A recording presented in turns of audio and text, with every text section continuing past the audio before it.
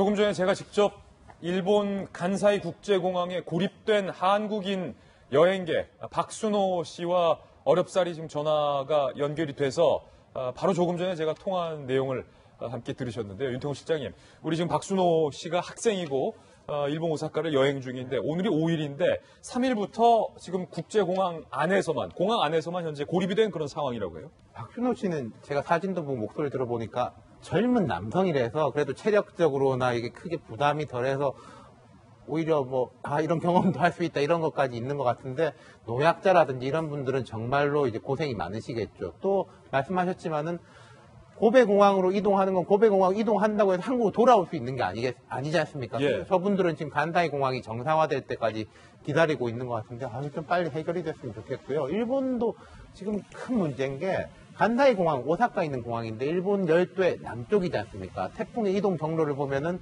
일본 열도를 쭉 훑고 북쪽으로 올라가게 돼 있더라고요. 물론 태풍이 이제 육지에 상륙을 하면 영향이 작아집니다만은 앞으로 추가 피해도 걱정이 되는 상황이고, 또 이런 생각이 들어요. 일본은 재해 대비에 대해서는 세계에서 최고 선진국에 꼽히지 않습니까? 우리가 만약에 저런 상황에 처했을 때는 어떻게 대처를 할 것인가 반면교사로 삼아야 될 것 같다는 생각이 들고, 하나 덧붙이자면은 이제 우리 아니라 일본으로 가서 다행이다 이제 이렇게 볼 계제는 아닌 것 같아요. 절대 아니죠. 특히 이제 그 기후 문제에 대해 가지고는 국제공조, 특히 한일 간에는 이제 정보를 공유하고 구호도 서로 도울 수 있는 이런 시스템을 좀 만들면은, 지금도 있는 걸로 압니다만은 좀 더 강화해야 될 때가 아닌가 싶습니다. 예, 사실은 조금 전에 이 전화 내용을 들려드렸던 박순호 씨와는 저희가 지금 생방송 중에 전화로 직접 통화를 하기로 원래 약조가 돼 있었는데, 지금 저희가 계속 생방송 중에 전화를 드렸는데 지금 전화가 연결이 안 되고 있는 그런 상황이라서 어쩔 수 없이 방송 전에 제가 통화했던 내용을 대신해서 여러분께 전해드렸는데요.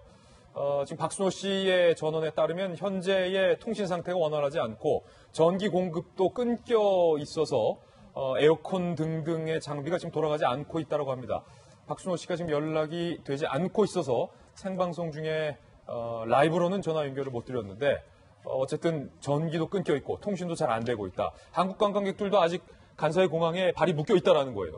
그러니까 아마 현지 사정이 굉장히 긴박한 것 같습니다. 이게 아까도 말씀드린 것처럼 25년 만에 온 가장 큰 태풍이고 그 세 가지 기록을 갖고 있다고 해요. 그러니까 금년 지금 동시점에 9월 초에 그 가장 많이 금년도에 21호 태풍이 발생한 거는 처음이고, 그 다음에 한 달에 9개의 태풍이 온 것도 처음이고, 그 다음에 12일부터 8월 12일부터 16일까지 5일 연속으로 태풍이 발생했다는 세 가지 기록을 갖고 있는 금년 태풍이에요. 거기에 그 제비라는 강력한 태풍이 일본 열도를 강탈했으니까 얼마나 현지가 급박하게 돌아가겠습니까? 그러니까 이 간사이 공항뿐만 아니라 고베, 교토 이런 곳이 굉장히 피해가 심한 것 같아요. 우리도 얼마 전에 태풍 쏠립 때문에 굉장히 긴장을 많이 했었잖아요. 근데 그때 그 과잉 대응이다 이런 논란도 있긴 했지만, 그 자연재해에 대해서는 대비할 수 있는 만큼 대비하는 게 최대인 것 같고요.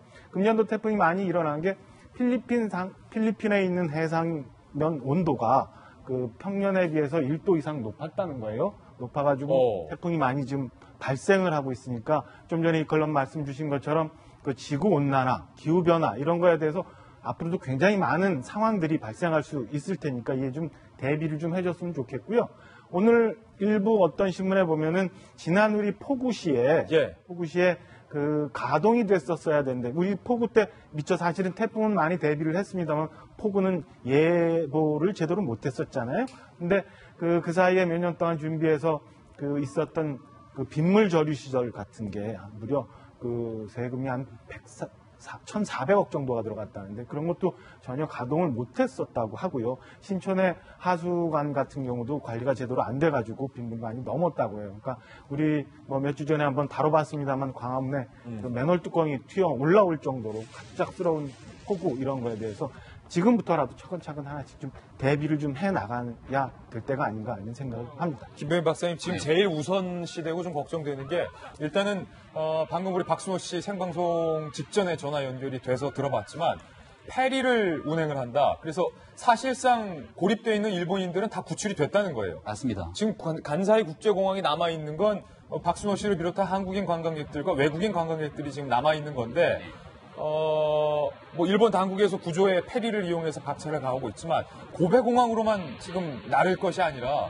박순호 씨처럼 지금 저기 3일부터 공항에 그냥 사실상 억류되어 있는 분들을 뭐 도쿄나 오사카 시내로 좀 공항 정상화 될 때까지 시간이 더 걸릴 것 같으니까 좀 숙소를 마련해서 빨리 좀 구출을 해줄 수는 없나라는 좀 안타까움과 아쉬운 대목이 좀 있어요. 전 너무 충격인 게 예. 아까 전화 인터뷰를 들어보니까 9월 3일부터 지금 3일에 이르기까지 이 공항에 있는 것 아니겠습니까?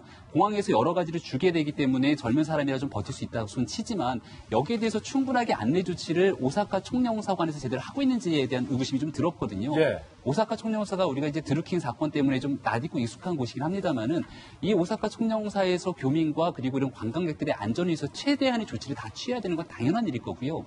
비슷한 상황을 예를 들어보면 얼마 전에 인도네시아 발리에서 화산 폭발을 하게 되는 경우가 발생합니다. 예. 그 당시에도 우리 관광객들을 비롯해서 전 세계에 많은 사람들이 발이 묶인 적이 있거든요. 공항에서 비행기가 뜨지 못하게 되니까 대한민국 정부에서 직접 전세기를 띄워갖고 우리 교민, 우리 관광객들이 안전하게 대한민국으로 귀가할 수 있는 조치를 취한 적이 있습니다. 이번 같은 사건 속에서도 일본 정부에서는 일본 자국민들을 안전하게 고베공항으로 이송시키는 과정 속에서 우리 대한민국 정부는 어떠한 조치와 어떠한 안내를 했는지 예. 그리고 여기에서 가장 중요한 거는 불안한 마음 아니겠습니까? 그럼요. 상황이 어떻게 되고 있는지 이 불안감들을 좀 해소하고 극복할 수 있도록 적절한 조치들을 취하는 것이 바로 오사카 총영사관에서 해야 되는 가장 중요한 기본적인 조치가 아닐까 생각이 듭니다. 예, 입장 바꿔 생각해보면 우리 박순호 씨도 사실은 일본인들은 여기 없다는 거예요. 간사이 국제공항에. 한국인들과 외국인 관광객들만 남겨져 있다는데 일본인들은 빠지고 홀로 남겨져 있는 외국인 관광객들의 심정은 더 절박하고 어찌 보면 빨리 더 집에 가고 싶다는 마음이 간절할 것 같습니다. 우리 외교부와 오사카 특히 총영사관에서 우리 한국 여행객들의 구출 그리고 구조 작전에 정말 전력을 조금 더 다해 주시기를 부탁드리겠습니다. 워낙 긴급한 일이라 저희가 발빠르게 전해드렸고요. 저희가 준비한 두 번째 핵축구 뉴스입니다.